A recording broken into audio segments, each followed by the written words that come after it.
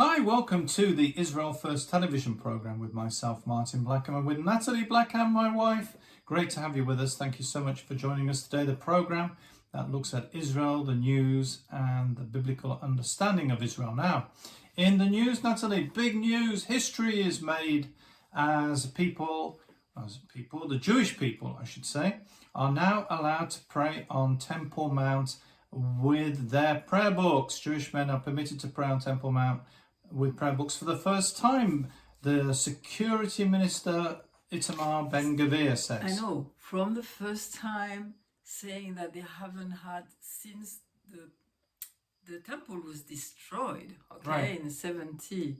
So it's a big thing, big thing, right? Since they have been allowed to. Now, people have occasionally gone up there since that time with prayer books, but this is the first time that it's officially allowed. Jewish worshippers say police. There are more people going there.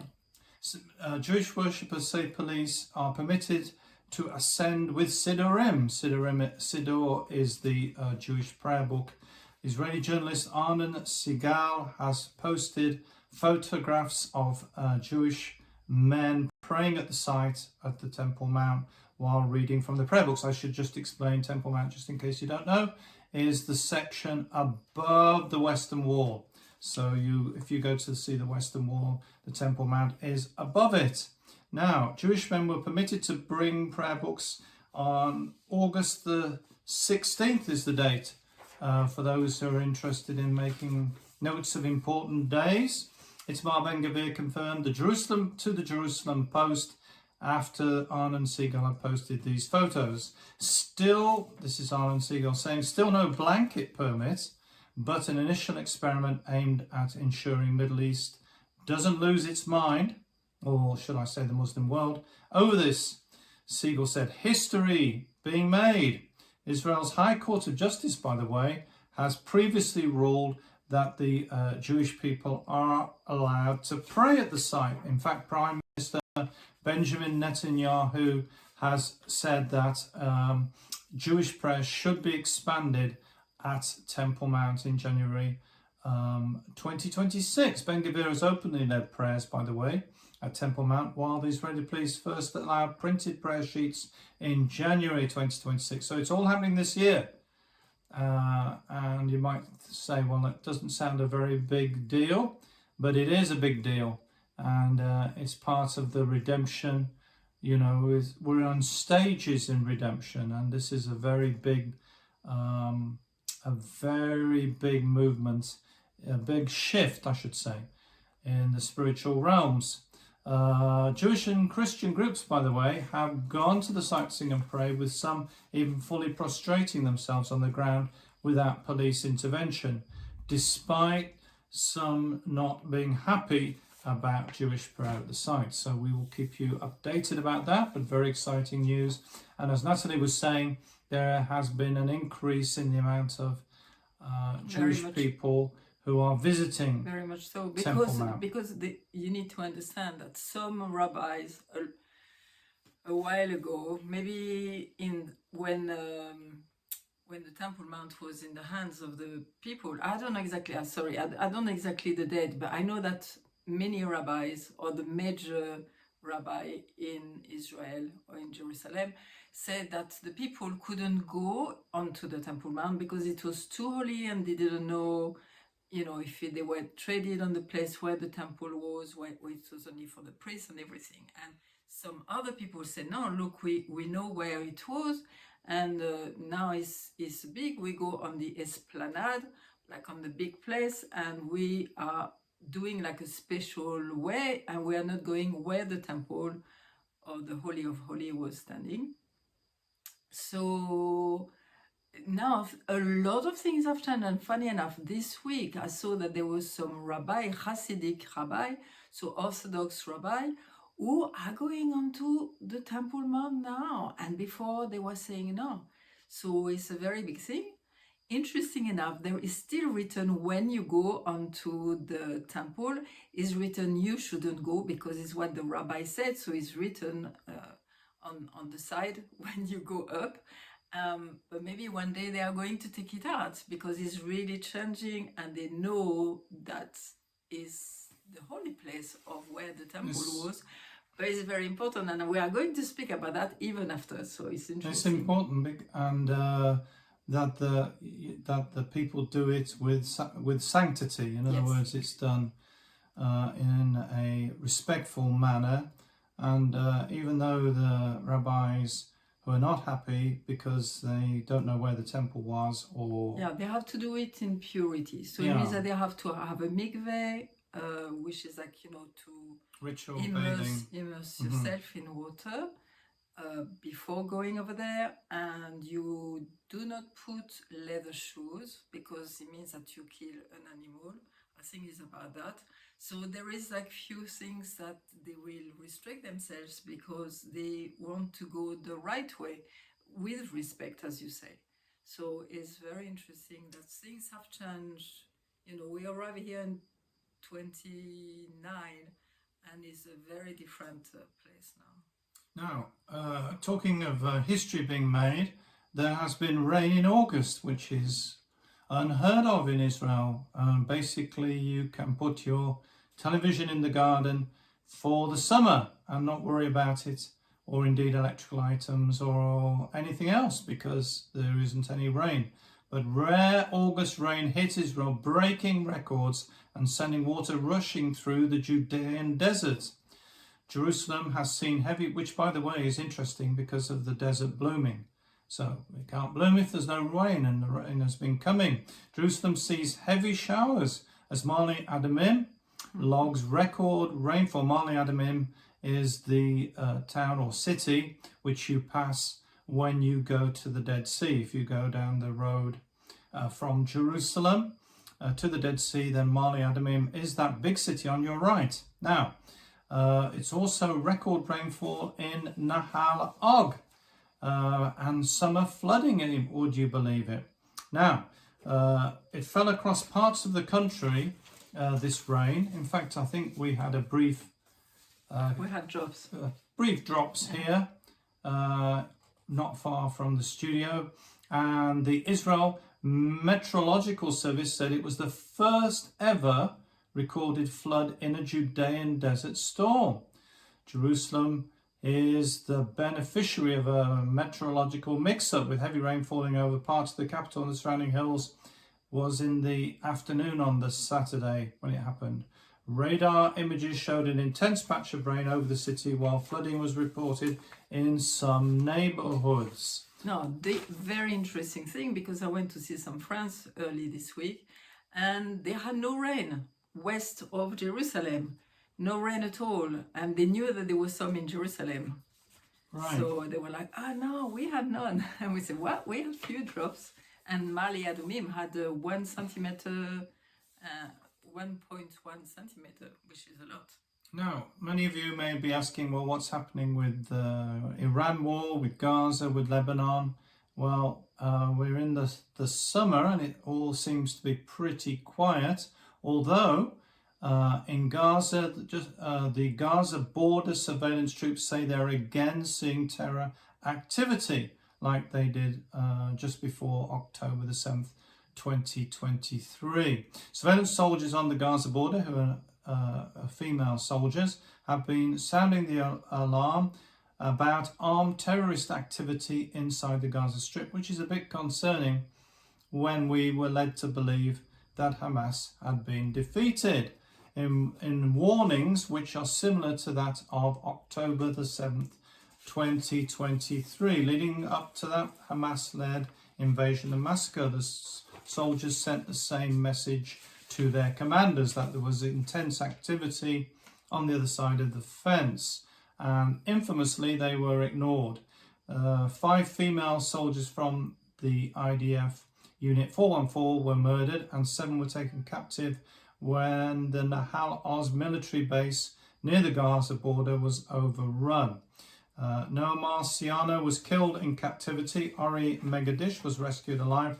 The other 5 were eventually released during subsequent ceasefires. If you remember the situation with the hostages, there was a ceasefire and there was an exchange of prisoners, Gaza prisoners or Palestinian prisoners were given in exchange for Israeli hostages. On August the 13th, 2026, Channel 12 News quoted a number of unnamed soldiers who described a feeling of deja vu, which is very concerning as everybody thinks it's very quiet now. They reported watching this is the surveillance soldiers, reported watching armed terrorists operate and lay explosives along the Gaza yellow line that divides the territory between Israel and Hamas control.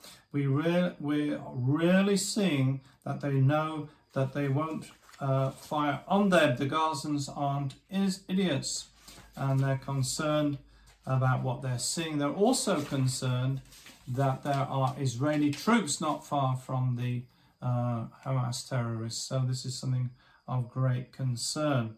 The surveillance officers can see all of the things that are happening there and have reported this to their officers, Nathalie. So we'll see if any action is taken. Meanwhile, there are protests going on. About 500 protesters participated in a government protest. It is a government protest, a protest against the government, which might not be lasting so long as we are on rail for, or on target for, or going towards a October election. So there was a protest, and there's been protests really continually since the 2023 massacres in Habima Square. In fact, they have one called Hostage Square, which I believe is now being permanently named Hostage Square in Tel Aviv. Eyal Eshel, father of Lookout Ronnie Eshel, one of the surveillance people who was murdered on the 7th of October, who fell at the outpost, spoke at the rally, the father of one of the surveillance soldiers. He said, "Tonight I'm asking you one simple question. What the hell else needs to happen to the country to start listening to the lookouts?" So he's very angry that we're again getting reports, and again, he says, again we hear them, again they are warning us. Again, they're pointing out what is happening before their very eyes on the Gaza border. And again, we hear the same things: dismissiveness, disregard, and belittlement. I know it very well because his daughter was one of those giving, Ronnie, his daughter, by the way, was one of those giving warnings to the people, which was ignored to the cost of many people on October the 7th. Now, in Tel Aviv, talking about Tel Aviv, congestion fees. So if you're thinking of driving into Tel Aviv, when you come here with your hire car, then you're going to face congestion fees in 2028. Now, for those of you who live in London or other big cities, you may be used to that, but it's something new in Israel now. These congestion fees are going to be introduced despite the opposition of the transportation minister. That's likely to change very soon with the election. We don't know if we'll have the same minister or a different minister. The congestion charge project is moving forward despite opposition from the transportation minister. Critics say the Tel Aviv congestion charge is, of course, unfair to Israeli citizens with low incomes. It means it's a penalty, really, on people driving, and many people may consider whether they drive or not, which is what they want to do. They want to try and remove cars and have people taking public transport, which is all very well, but if a journey by car might take you half an hour to 3/4 hour, journey by public transport might be 2 hours. So it's a huge change in time, Nathalie, for the people. Israel's partner group has been selected. Israel's partner group, some of you may have heard of them, are the ones who do the mobile phones when you come to visit Israel. They're one of the companies you can rent a mobile phone from. And they're going to provide the communications infrastructure for the congestion charge. It's going to be a bit of a smart thing. So in other words, the camera takes your number plates and sends you the bill courtesy in the post. And then you either pay it or get a fine. And or you can pay in advance, I guess. There's a whole website. In fact, we've got toll roads in Israel, and that's already happening. So many people are used to this system, and it's going to be a continuation, Natalie, into that. Now, Natalie, we've been doing the Israeli, we've been doing the Hebrew letters. Well, I guess they're Israeli as well, the Hebrew letters, but you've got something a bit different for us this week. Yes, so we finished. We've done the 22 letters of the alphabet. This was fun, 22 weeks. And but this is very important, and I really encourage people to move on into this Hebrew language. Like we said that in Zephaniah 3:9 that God will reverse and give back the Hebrew language, as we can see that in Genesis 1 to Genesis 11, there was only one language, which was the Hebrew language, which was the language that God has used for creating the heaven and the earth. So there is a creative power in that alphabet, on this language, and it's just amazing. So now we are going to see some new adventures, I will say. We are going into new adventures because, learning all these things is like giving us more and more understanding. You see all this anti-Semitism and everything around, but there is a new push from God, I will say, and the Holy Spirit, the Ruach HaKodesh, for people to really have more understanding of the Hebrew language. And we can see it's all around the world. It's not just here. It's like all around the world. People who wants to know. People have dreams. I mean, we know some beautiful stories about that.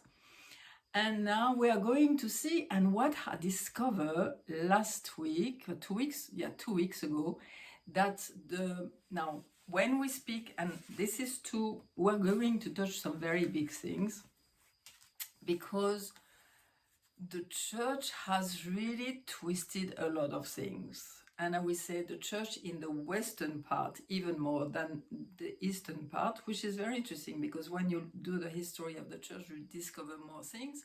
And Rome was really, from the first century, started to take the Gospels and the New Testament, how they say, and take every flavor, I would say, from the Jewish things, from the Jewish side. And for example, they didn't want the book of James, they don't want the book of Jude, because it was too Jewish, or the book also of Hebrew, because it was too Jewish. And fortunately, it's been kept with the New Testament, but that's it. So first things, when we say Old Testament and New Testament, it looks very bad, because it means that it seems that the Old Testament has been finished and we have like a new one. But it's not. How if it's God giving a covenant,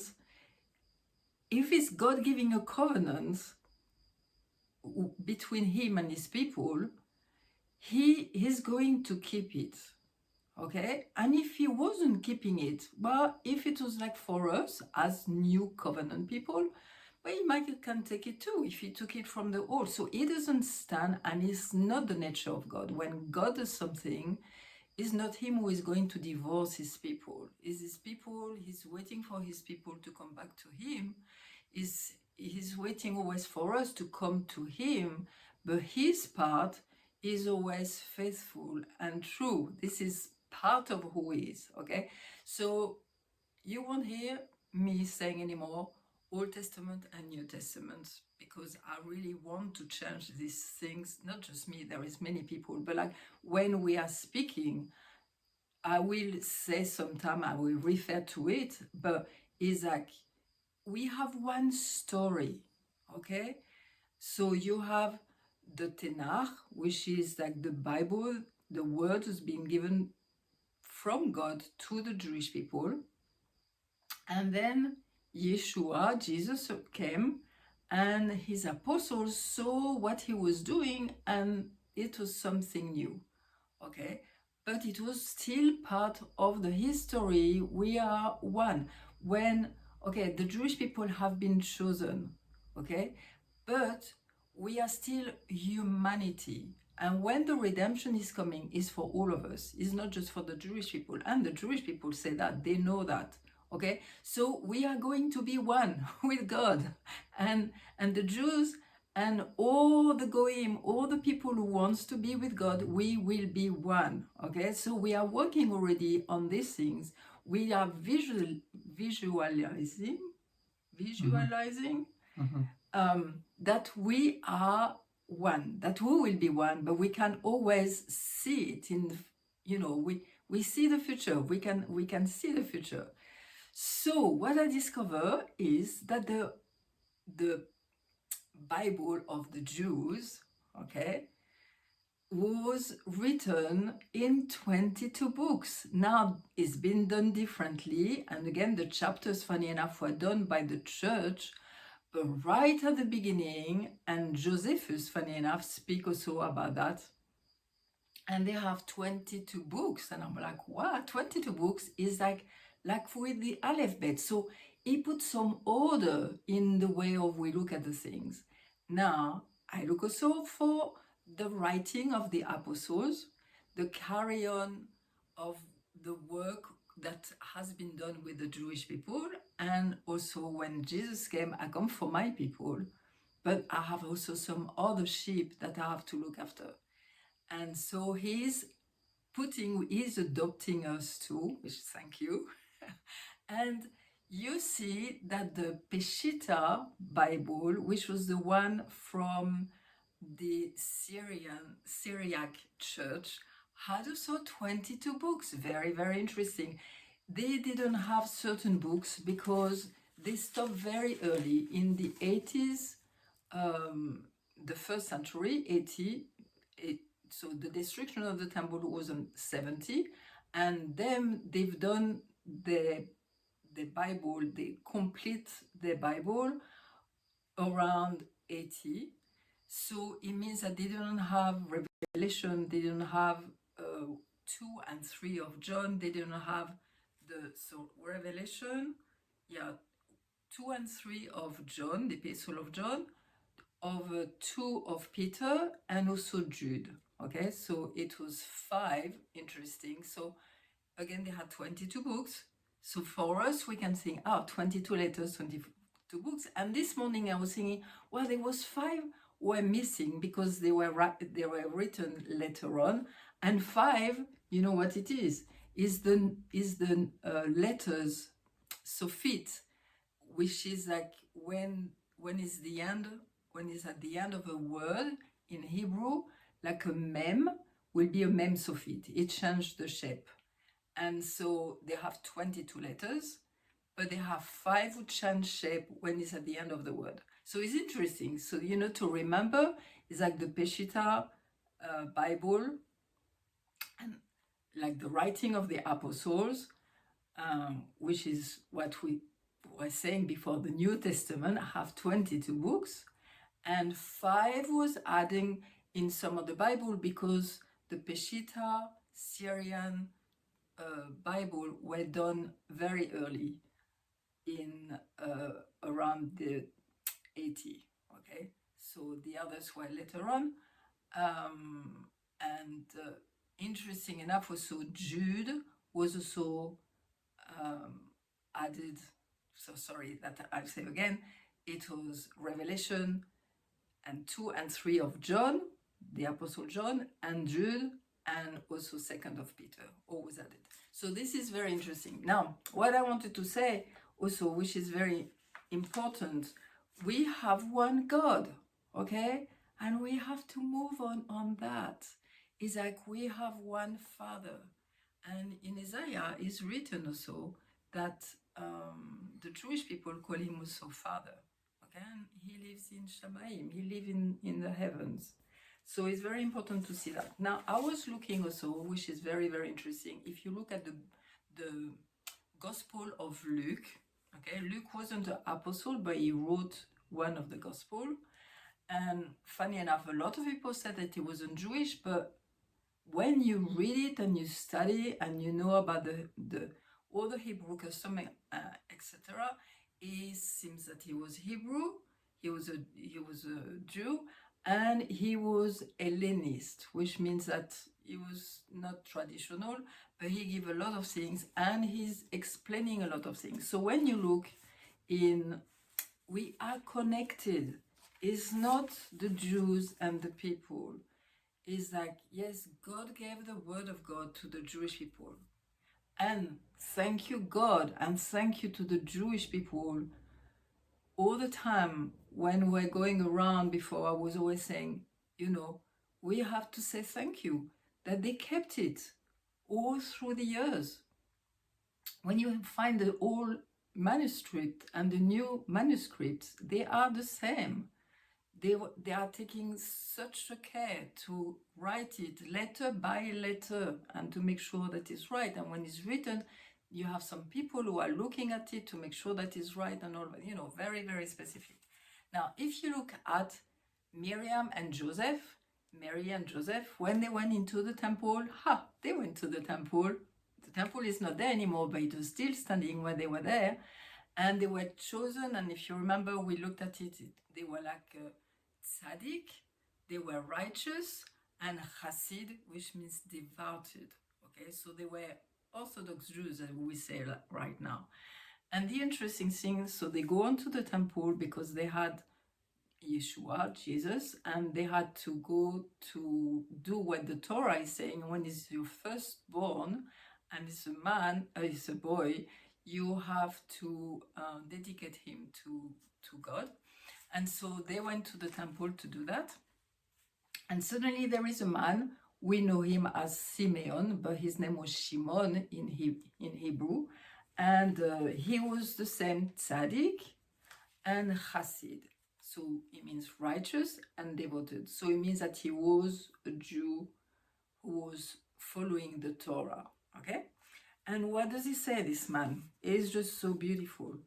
He said that when he saw Yeshua, now he was praying first of all with the Ruach HaKodesh, with the Holy Spirit, and say, God revealed to him that he will see the Messiah before dying. So obviously he was old. And suddenly they come with Yeshua and they see him. And now he knows that he's the Messiah. Can you believe that? He was this Orthodox Jew, devoted Jew. And he sees it and he knows and he says, this is for the glory of Israel and is for the light of the Gentiles. Okay? There was the Jew and there was the Gentiles. So he said, this is for the glory of Israel. But for the Gentiles is a revelation of the light. Okay? And so he saw that. And he said, we will, thank you, now I can go. And he's not afraid to dying, of dying. He said, now I can go. Thank you, I saw your Messiah. And then there was an old lady also called Anna, and she was from the tribe of Asher. She was married for 7 years, and she was a widow for a long time, and she was living on the temple. So it's interesting. There was a place, first of all, for the women, and there was a place also for people.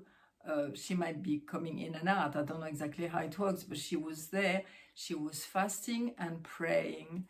And when she saw again Yeshua, she said, okay, guys, look at him. You will see a lot of things. Yes. And she said, you are going to see the redemption of Yerushalayim. She spoke about the Geula of Yerushalayim.